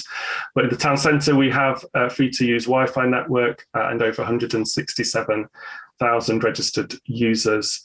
The Larawan network across the borough has the potential to deliver an innovative Internet of Things services to the public, and 5G coverage is rolling out.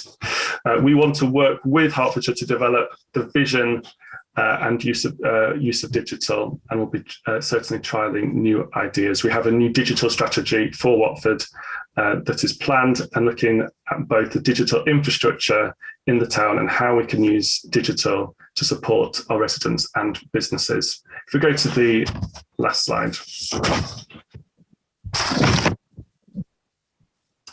I think in conclusion, before we move to the Q&A, I would just want to say that places, spaces and digital are just a few of the components that make a great place to live and work, to build those communities. In Watford, we're really proud of the huge community, sense of community, and over the last year we've had huge challenges, but the town has come together like never before. Watford and Hertfordshire needs to continue to focus on places, spaces, and all things digital to ensure that we can continue to be a really important engine of growth for the South East and UK economy. We are proud of where we are, but together we are striving to achieve even better outcomes for our residents, our communities, and our businesses. And on that note, I will hand over to Joe from White Label, our moderator, who will lead us through the Q&A.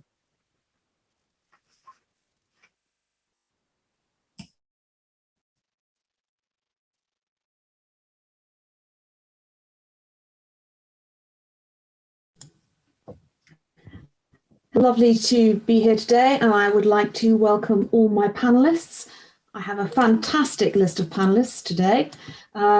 We have, starting from top left, we have Mayor Peter Taylor, the leader of Watford Council. I have Councillor David Williams in his joint role, both as Chair of Herts Growth Board and the County Council and leader of the County Council. I have Patsy, who's the Director of Hertfordshire Growth Board. Matt, CEO of Stevenage Borough Council. Councillor Linda Hazy, leader of East Herts Council. Councillor Chris White, leader of St Albans District Council. Councillor Andrew Williams, leader of Dacorum Borough Council. And I have Neil Hayes, but he seems to be hiding from me at the moment, so I can't see his picture. That's lovely. Lovely to see you there, Neil.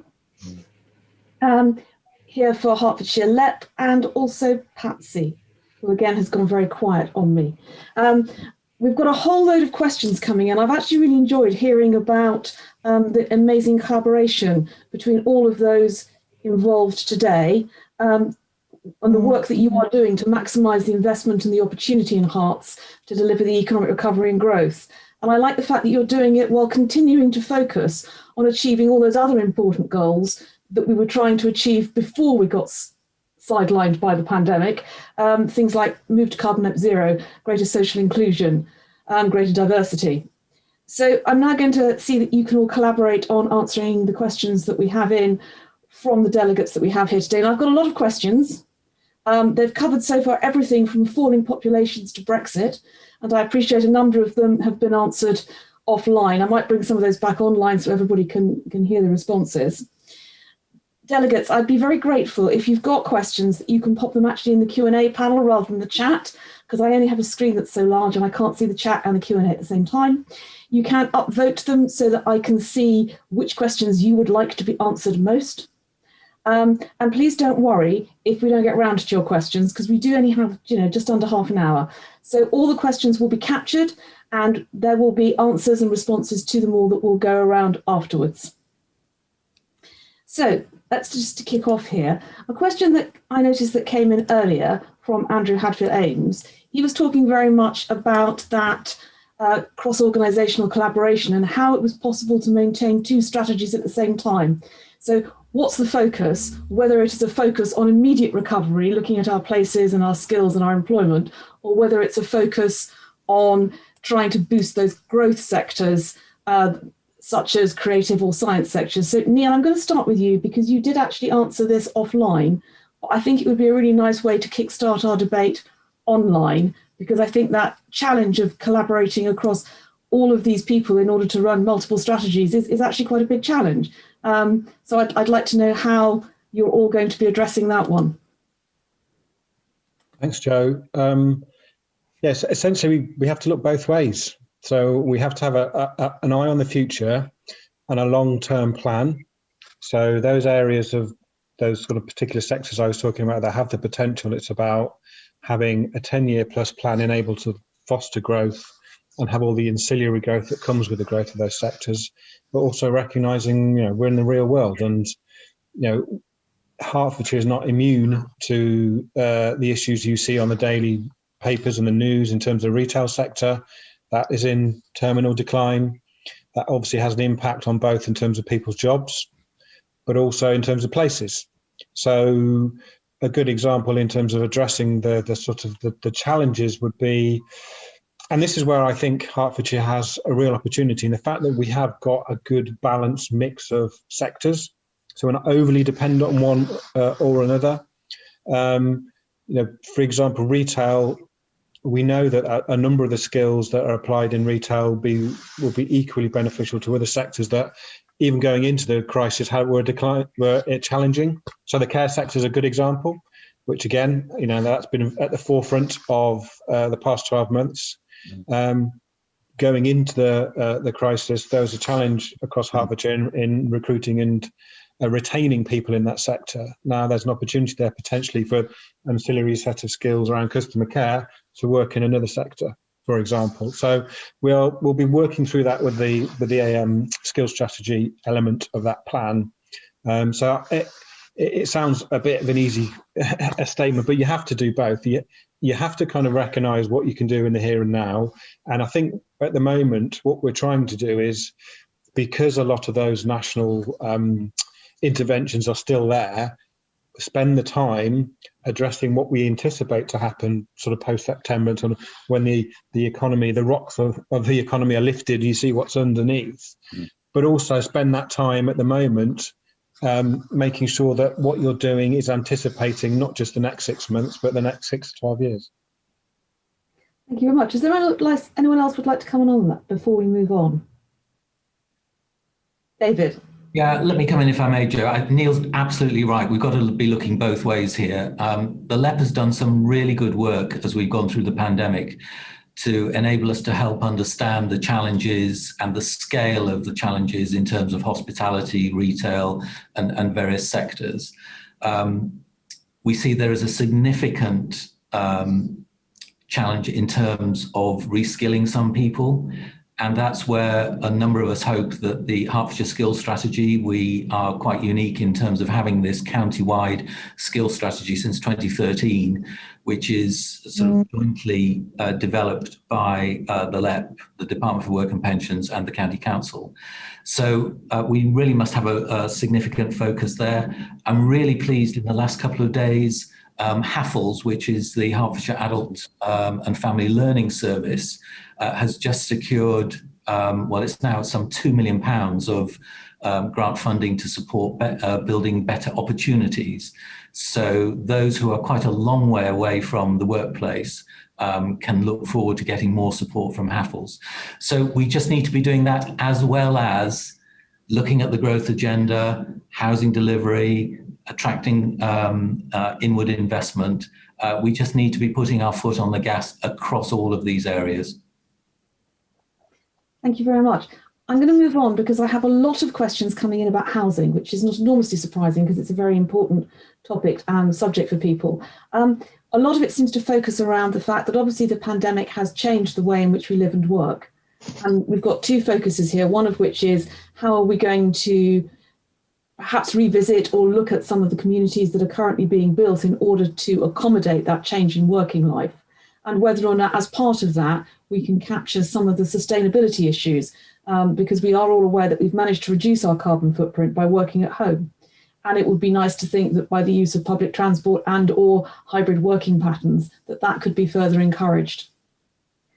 I wondered if I could actually pass that straight away to Linda in terms of looking at what can be done moved about on the screen, that's terribly confusing for me, in terms of how we can try to capture some of those changes in a positive way with the communities that are being built. Yes, I think it's absolutely crucial that we do have the flexibility going forward. I think housing numbers, I don't think, are going to go down. I think we still will need to build the 100,000, and we will probably need to build a further 100,000 going out into the next after 2035. So, but I think they have to be the right sort of houses and in the right place, which means a sustainable place. But I think we also have to recognise that people will be changing the way they work.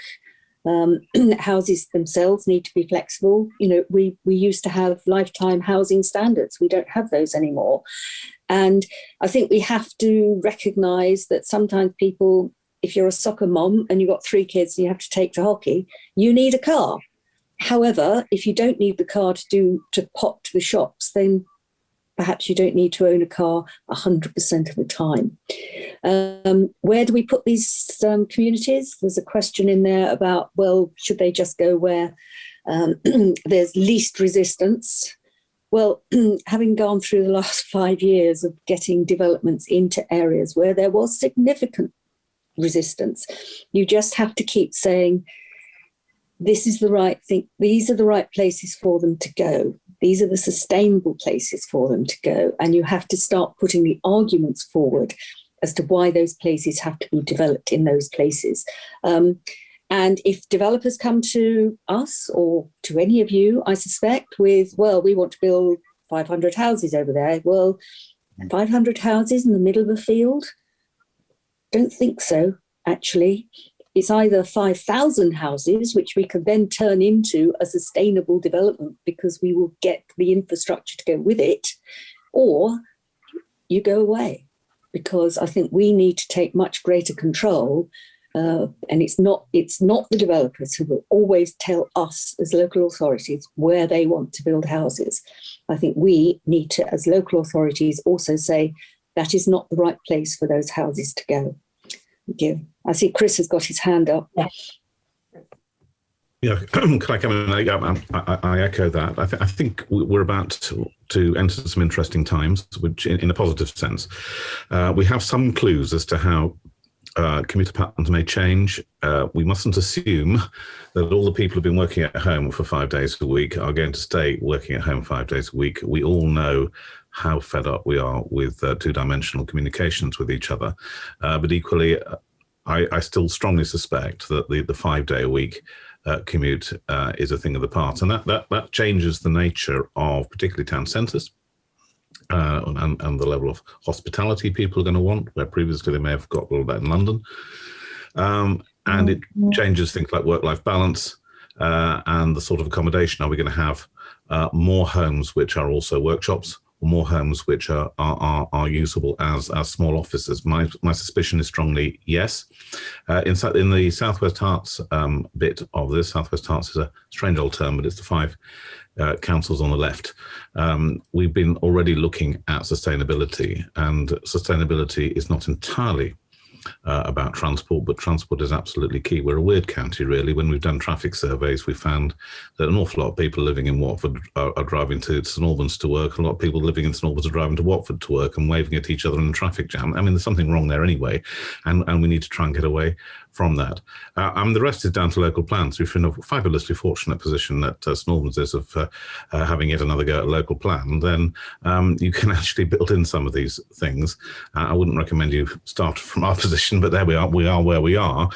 And what is noticeable is how out of date existing local plans look in terms of climate thinking. Quite astonishingly.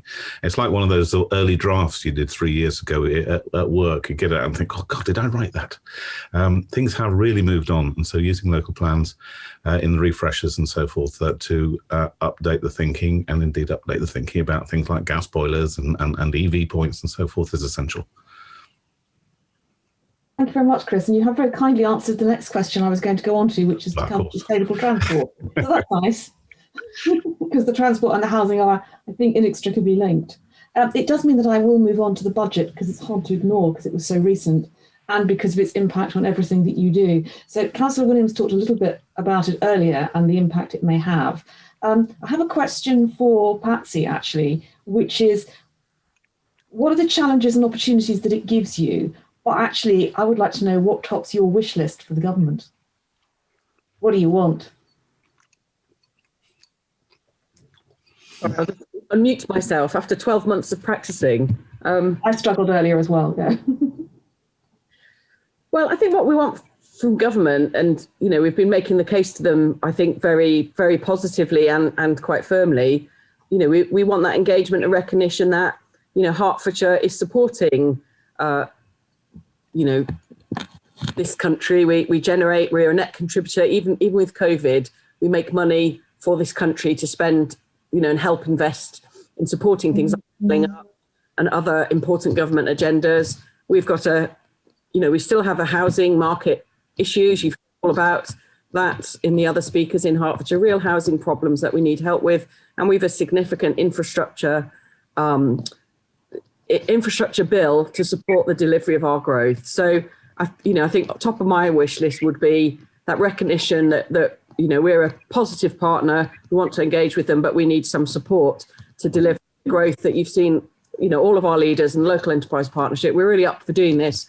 We're up for doing it well because it's what Hertfordshire needs, but we need help with that. So that would be I think the top of my wish list, give us the support to get on with the things we're getting on with, and I think the collaboration that we're seeing through the Growth Board work has been tremendous in the time that I've been in Hertfordshire.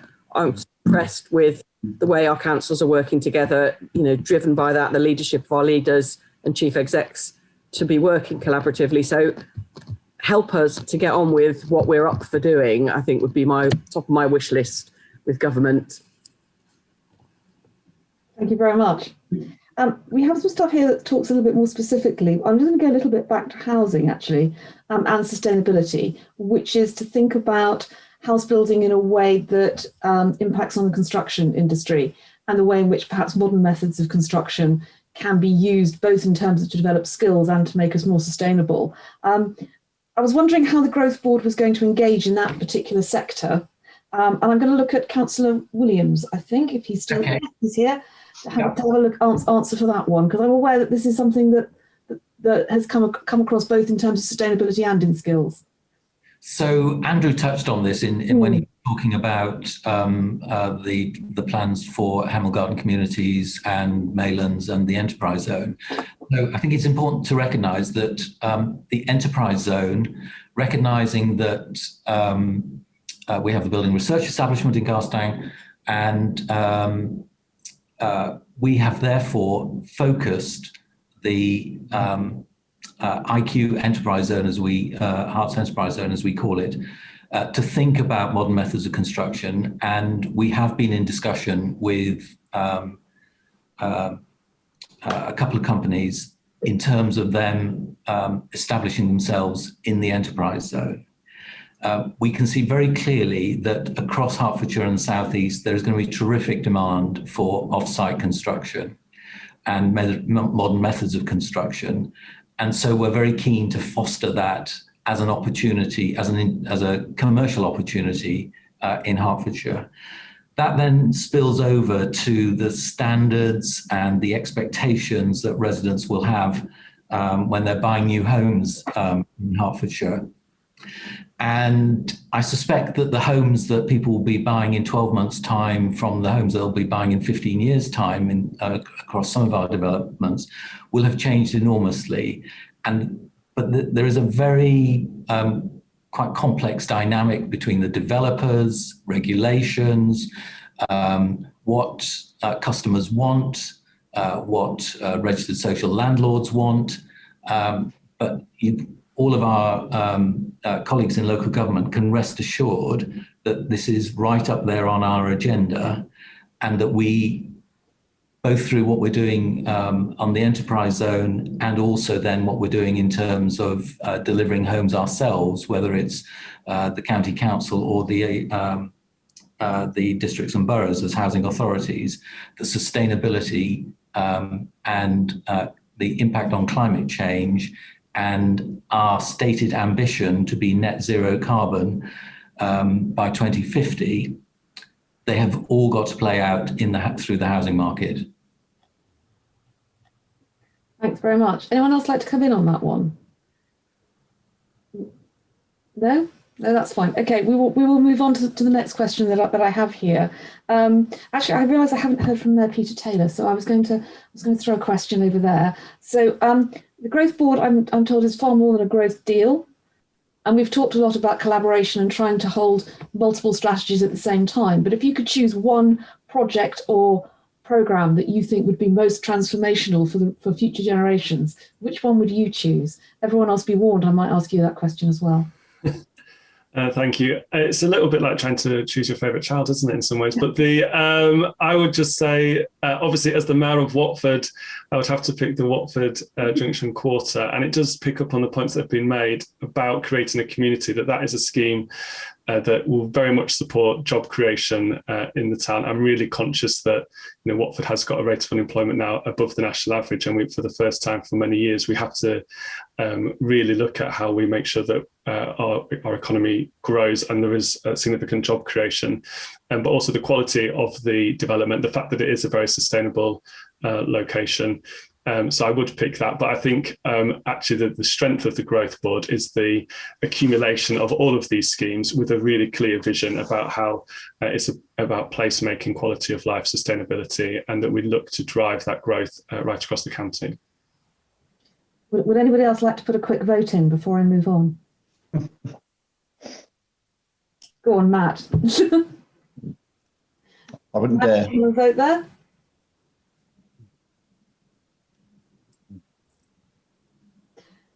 Hi, it's Linda. Can I just come back to the previous one about modern methods of construction? I think actually one of the obstructions that I see at the moment is the building companies themselves. You know, I sit opposite them and I say, well, what about modern methods of construction? You know, there's an awful lot of advantages to it. And they say, well, it's not in our business plan. And I think if we're committed to it, we need to do quite a lot of talking with particularly the big four, but also to encourage small developers to actually do this. And I was on a call last week where it was one of the councillors from Cornwall, and they said that they were working with a small developer and they were encouraged to build sustainable homes. And the developer said, well, I might not be able to sell them at the price that I need to be able to sell them. And the council said, right, but we will underwrite any loss that you might incur.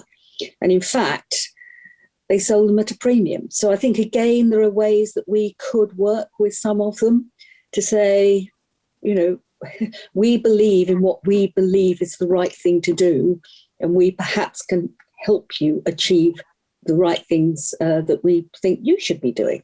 But come on, let's talk, developers come and talk to us in a grown-up, sustainable way. Okay, developers, come on in, come and have a chat. Yeah, well, can I just add on that one of the things that in our session we were talking about a developers forum, and that's one of the actions over the next couple of months that we'll be pulling together. So we do have a higher proportion than most areas in terms of predominant construction businesses in the county. So we should be able to short circuit some of those conversations relatively quickly. But it's all about dialogue. This is the thing I've learned from doing a lot of this work over the past few years, particularly on the sectors, is, you know, don't expect them to know what you are doing unless you have those face-to-face conversations.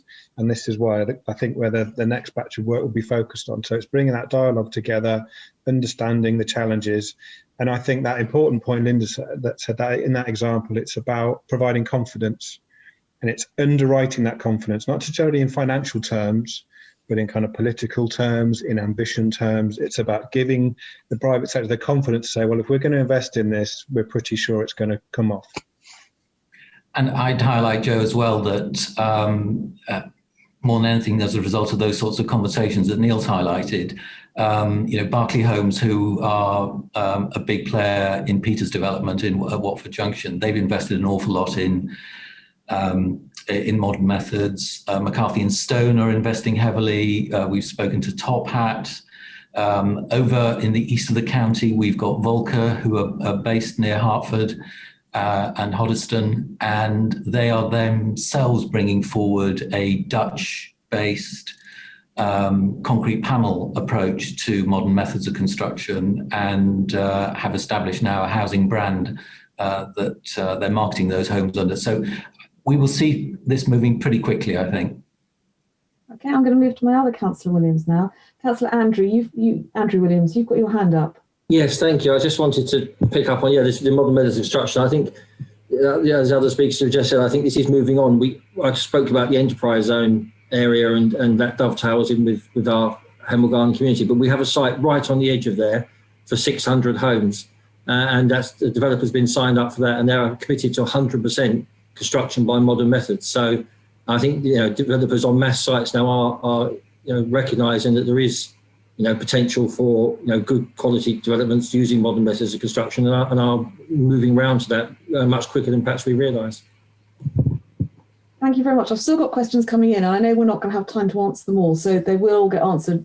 A lot of them are continuing to be about housing and the pressure on infrastructure, not just in terms of roads, but also hospitals and everything else. But I'm running out of time, so I just wanted to go around and ask everybody the same question to see what you come back with. And that question is going to be, what does success look like for the Hertfordshire Growth Board? I accept you all might say something different, but the sum is always greater than the whole of its parts. So I'm going to start with Councillor Chris White. What does success look like to you? Wow, thanks. It's one of those questions where you prefer everyone else to answer before you do, or to say when David Williams says it's successful, and I believe success is to, first of all, it holding together. I mean, there are clearly tensions between districts because we represent different places, and there's clearly tensions between county and district. That's the nature of the beast. It always has been.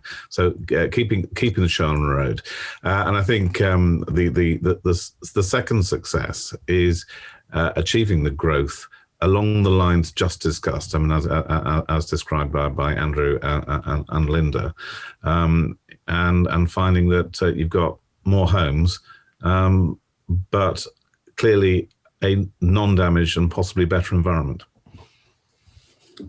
Nice outcome. I'm going to go around on my screen. So Matt, you're next. Yeah, thank you, Jo.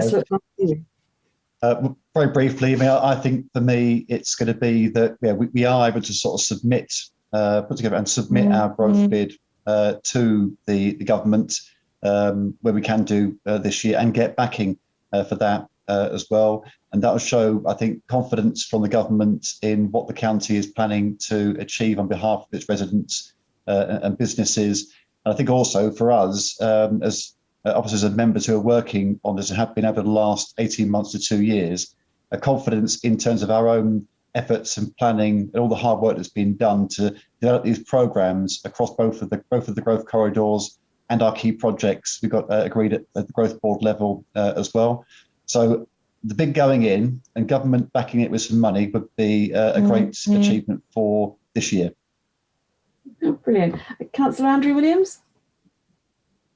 Thank you. Yeah, I think success is pretty much what, we're all going to be singing from the same sort of sheet here. I mean, the success of the board in terms of coming together and having a vision for Hertfordshire. I mean, a success would be that we can continue that harmonious approach of, across Hertfordshire. And as I think Peter said, when you asked the question about which one project would you think would be most transformational, we'd all be tended to go for something in our own patch because that's where we start.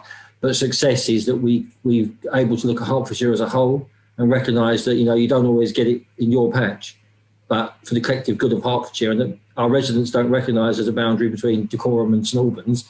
They move across that seamlessly, and what we do in those different patches affects their lives as equally. So the fact that we can work across the piece, recognising that what's delivered in one part of Hertfordshire benefits us all, and you can't always have the biggest piece of the cake.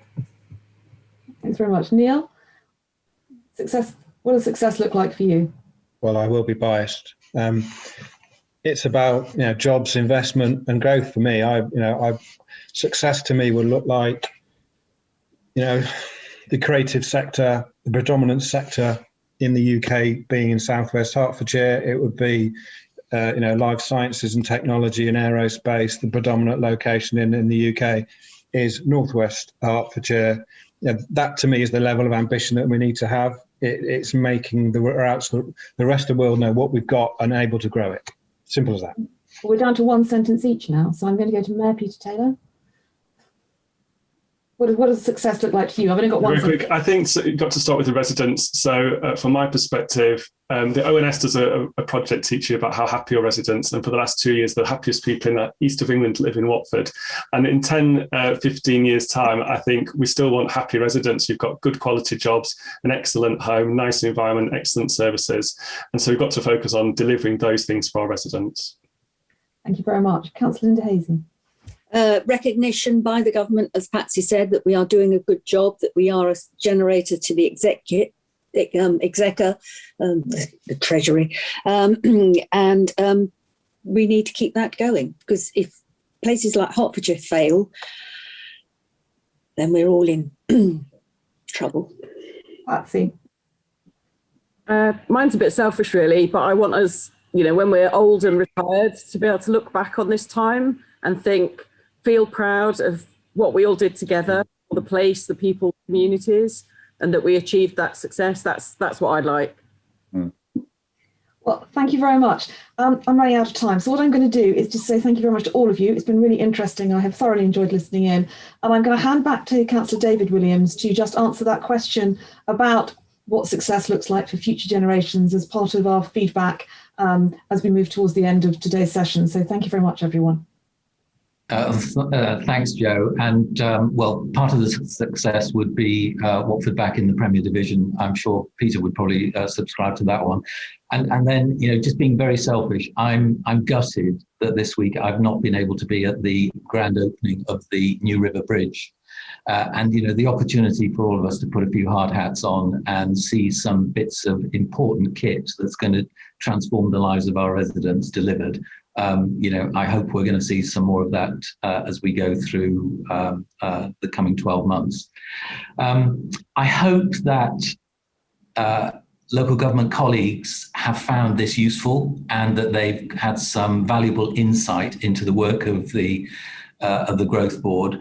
This whole question of openness and accountability and transparency is really important to us as we're taking forward the work of the Growth Board, because we need to bring people with us, our colleagues in local government, but then also our residents, our businesses. One of the things I do want to see very quickly now is that the Growth Board is broadened. We've set it up as a Section 101 committee with also the LEP as Mark Breton, the chair of the LEP, as a member. I haven't been able to share this with colleagues yet, but I have agreed this week with Paul Burstow, who is the chair of the Hertfordshire's integrated care system, that he should join our board, because this question of population health is a really important issue for us to focus on.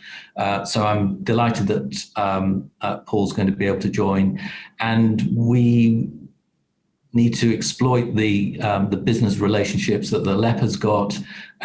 We need to work more with developers and investors in order to learn from them, but also ensure that they're focused on Hertfordshire.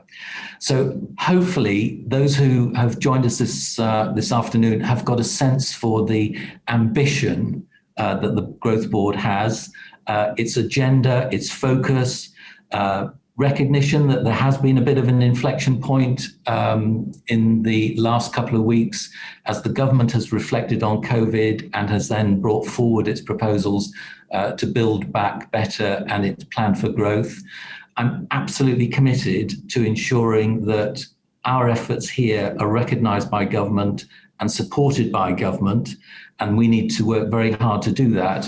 But you know, we have challenges locally, be it housing affordability, be it inequalities that particularly COVID has highlighted locally that we need to address, the challenges of regenerating some of our town centres. You know, those of us who shop regularly at John Lewis in Welwyn Garden City are well and truly keeping our fingers crossed that